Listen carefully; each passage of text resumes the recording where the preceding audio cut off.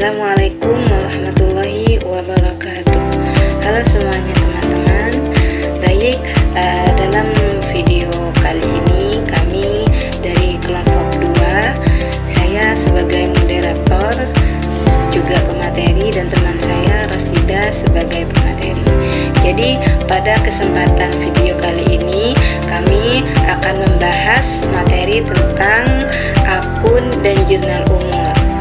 Jadi materi tentang akun dan jurnal umum ini dalam mata kuliah kami di ekonomi akuntansi. Materi ini sangat penting teman-teman, karena akun menjadi tempat untuk mencatat setiap transaksi, sedangkan jurnal umum ini adalah langkah awal dalam proses pencatatan transaksi.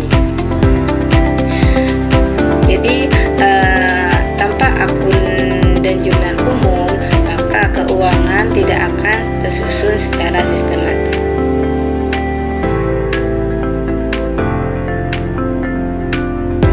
Baik teman-teman, jadi akun adalah apa?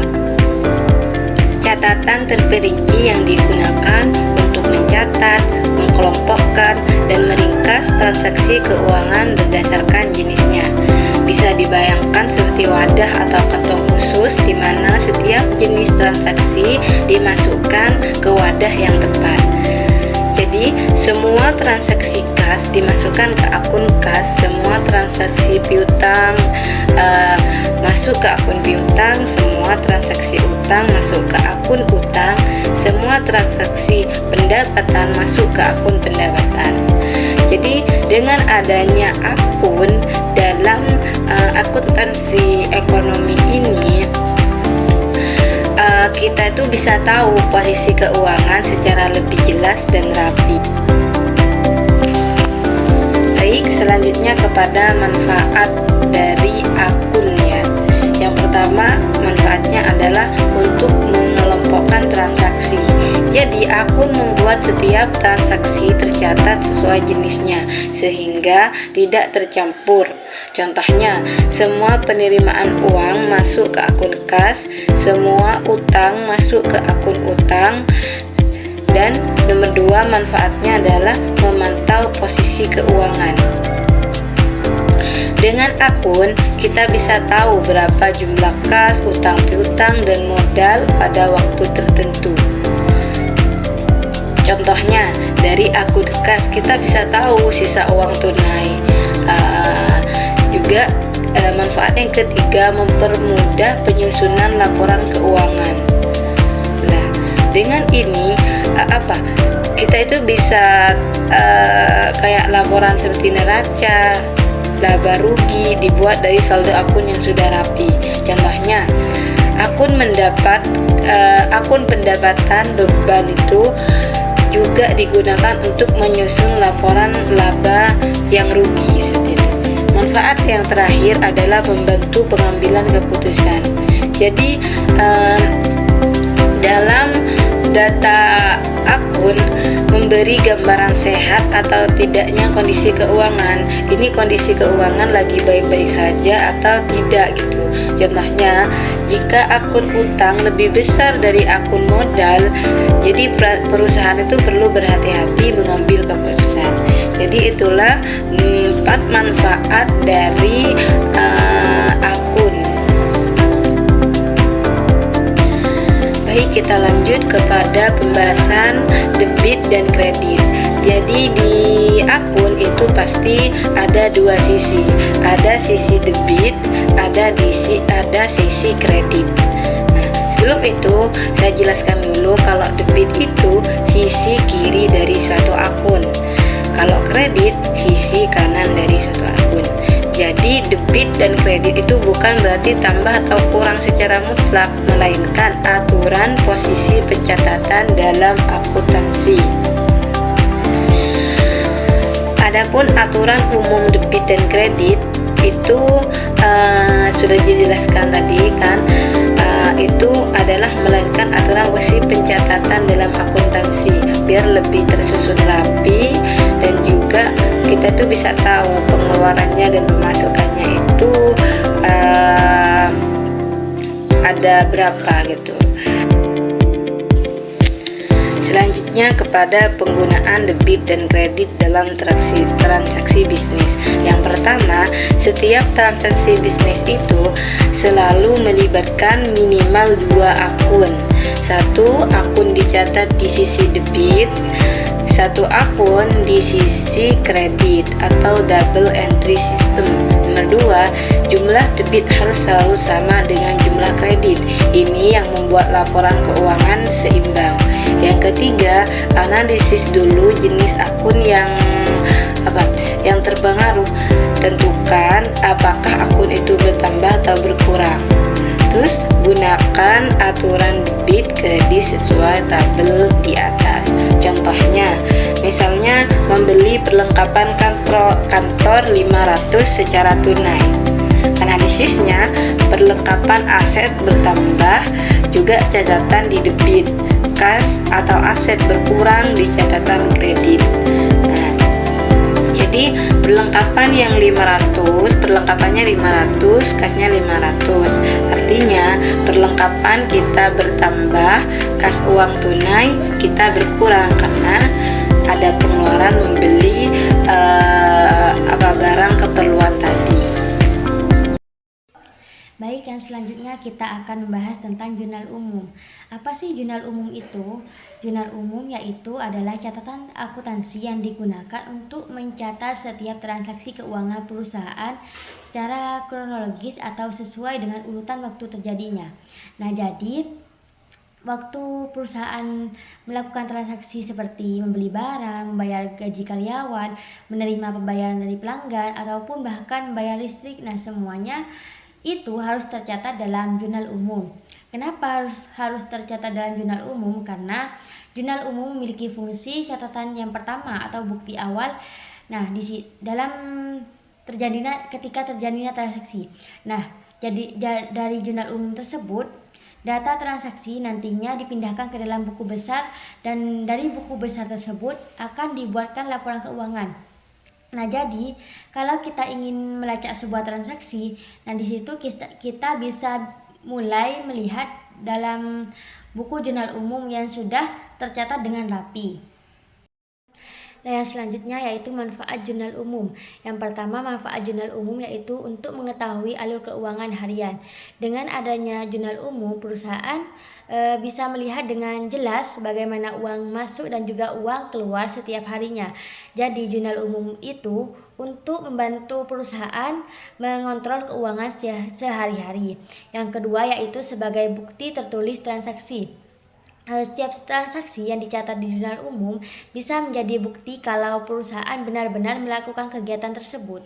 Nah, yang ketiga yaitu mencegah lupa atau keterlewatan. Nah, dalam suatu perusahaan kita tahu pasti dalam setiap harinya pasti ada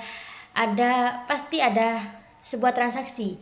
Entah itu untuk membeli barang. Nah, jika tidak dicatat dalam jurnal umum pasti akan terlupakan. Nah, jurnal umum yaitu berfungsi untuk mencegah hal seperti keterlewatan tersebut. Yang terakhir yaitu menjadi dasar untuk laporan keuangan. Nah, manfaat paling penting dalam jurnal umum yaitu untuk menjadi pokok utama dalam membuat laporan keuangan. Nah, catatan dari jurnal umum yaitu akan dipindahkan ke dalam buku besar. Lalu di sana disusun laporan besar yaitu seperti neraca, ataupun laporan laba rugi. Yaitu fungsi dari umum. Yang pertama ada fungsi historis, yaitu fungsi jurnal merupakan untuk mencatat semua transaksi yang berurutan dengan sesuai tanggalnya yang terjadi. Nah, yang kedua yaitu fungsi mencatat, yaitu jurnal merupakan pencatatannya lengkap dan juga terperinci. Yang ketiga yaitu fungsi analisis, yang mana fungsi jurnal menganalisis transaksi untuk menentukan akun yang harus ditaruh di debit ataupun di kredit. Yang keempat yaitu fungsi instruktif, yaitu fungsi yang jurnal merupakan perintah memposting dalam buku besar baik yang di debit maupun di kredit sesuai dengan hasil analisis.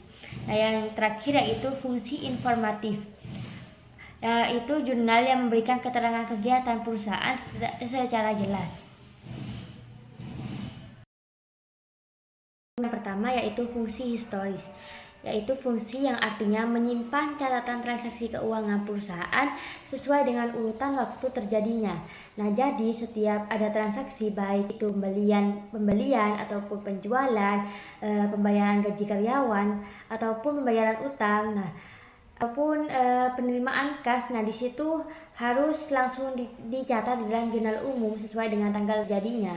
Nah, tujuannya yaitu supaya perusahaan bisa melihat suatu hari nanti, bisa melihat kegiatan transaksi apakah yang sudah dilakukan. Contohnya seperti tanggal 1 kita itu membeli perlengkapan kantor 500.000. Nah, itu harus langsung dicatat dalam jurnal umum. Nah, dengan begitu jika suatu saat uang kita kurang lah, kita itu bisa melihat dari jurnal tersebut transaksi apa yang kita lakukan kemarin. Nah, di situ merupakan fungsi historis. Yang kedua yaitu fungsi mencatat. Fungsi mencatat yaitu menekankan bahwa jurnal umum tidak hanya menuliskan transaksi secara singkat, tetapi juga secara lengkap ataupun detail. Nah, informasi yang dicatat mencakup tanggal, nama akun yang terlibat, jumlah uang, serta penjelasan tambahan jika diperlukan.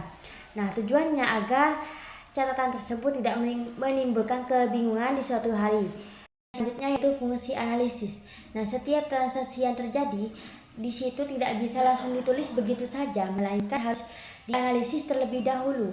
Yaitu analisis ini terjadi untuk menentukan akun mana yang bertambah dan juga akun mana yang berkurang. Nah, itu tujuannya untuk supaya catatan sesuai dengan prinsip akuntansi yang sudah berlaku. Fungsi yang selanjutnya fungsi instruktif.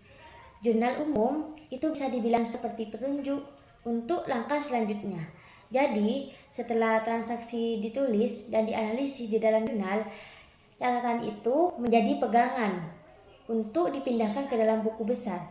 Tujuannya supaya waktu memindahkan ke dalam buku besar, kita tidak bingung itu kita harus nulis apa, nah arahnya ke dalam mana. Nah, di situ kita itu sudah tidak bingung pendapatannya itu berapa, keluarnya itu berapa, masuknya uang itu berapa. Nah, di situ kita tinggal mengikuti saja. Yang terakhir yaitu fungsi informatif. Nah, di dalam jurnal umum terdapat fungsi informatif yang gunanya untuk memberikan informasi yang jelas tentang semua kegiatan keuangan perusahaan. Jadi dari jurnal umum tersebut kita bisa tahu uang yang masuk itu berapa, uang yang keluar itu berapa, dan juga transaksi apa saja yang telah digunakan dalam sebuah perusahaan. Nah, tujuannya yaitu biar catatan ini bisa dipakai kalau perusahaan nanti ingin membuat sebuah laporan keuangan ataupun ingin mengecek apakah benar ataupun tidak transaksi tersebut dilakukan. Selanjutnya di sini terdapat contoh jurnal umum pada PT Stekom Makmur. Nah, dalam jurnal umum tersebut terdapat tanggal, perkiraan, keterangan, debit dan juga kredit. Nah, di sini debit merupakan pemasukan, sedangkan kredit merupakan pengeluaran. Nah, yang pertama di sini terdapat kas. Pemilik perusahaan menyetor uang tunai yaitu sebesar 100 juta dan juga peralatan kantor senilai 5 juta. Nah, di sini 105 juta tersebut merupakan modal awal perusahaan. Nah, pada tanggal 2 perusahaan membeli perlengkapan kantor senilai 1 juta secara kredit. Transaksi ini menambah perlengkapan kantor dan juga sekaligus menimbulkan hutang pada perusahaan. Nah, otomatis perusahaan ini memiliki hutang sebesar 1 juta. Nah, pada tanggal 5 Maret yaitu terdapat biaya sewa, yaitu perusahaan membayar biaya sewa kantor sebesar 5 juta secara tunai. Nah, pengeluaran ini dicatat sebagai biaya sewa, otomatis kas perusahaan keluar sebesar 5 juta. Selanjutnya tanggal 10 Maret 2017, yaitu perusahaan menerima petang jasa sebesar 3 juta dari pelanggan yang dibayar tunai. Nah, otomatis di jurnal umum tersebut kas itu didebet karena uang masuk ataupun kas masuk, sedangkan pendapatan jasa terdapat pada kredit. Pada tanggal 12 Maret 2017, perusahaan membayar biaya listrik dan air sebesar 500.000 dengan menggunakan uang kas. Nah, otomatis kas perusahaan ini keluar, berarti kas tersebut ada di kredit. Akan tetapi biaya listrik dan air yaitu ke debit, yaitu masuk ke perusahaan. Yang selanjutnya yaitu pada tanggal 15 Maret 2017. Nah, pada tanggal 15 Maret ini perusahaan menerima pembayaran piutang dari pelanggan sebesar 1 juta secara tunai. Nah, piutang ini perusahaan memberikan pinjaman kepada bank. Nah, di sini kas perusahaan bertambah, yaitu bertambah 1 juta. Otomatis piutangnya yaitu berada di kredit dan kasnya yaitu berada di debit. Yang selanjutnya yaitu pada tanggal 17 Maret 2017. Nah, pada tanggal 17 Maret ini perusahaan membayar gaji karyawan sebesar 5 juta secara tunai. Nah, otomatis biaya gaji ini masuk kepada debit. Nah, kas perusahaan keluar, berarti kas perusahaan ini berada di kredit. Nah, yang terakhir yaitu pada tanggal 20 Maret 2017. Nah, perusahaan melunasi hutang sebesar 500.000 dengan membayar tunai. Berarti kas perusahaan ini keluar, yaitu kas tersebut berada di kredit. Nah, hutang yaitu berada di debit sejumlah 500.000. Nah, di sini pada debit tersebut menjumlah keseluruhan debit dan juga keseluruhan kredit. Nah, jika hasilnya sudah sama, maka bisa lanjut ke dalam buku besar. Mungkin cukup sampai di sini apa yang dapat kami jelaskan. Apabila ada kesalahan, kami mohon maaf yang sebesar-besarnya. Wassalamualaikum warahmatullahi wabarakatuh.